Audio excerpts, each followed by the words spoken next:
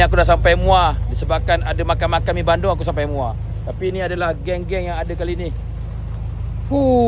Ini semua Honda reput. Memang betul-betul reput lah kali ni yang datang. Luar biasa. Tapi dalam reput-reput tu ada satu model yang aku rasa memang wow gila. See?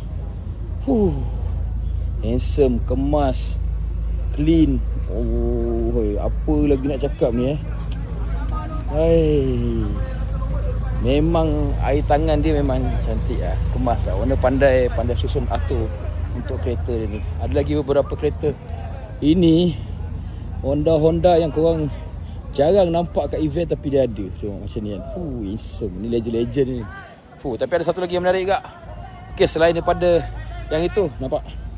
Ini yang paling best dia. CRA. Wow.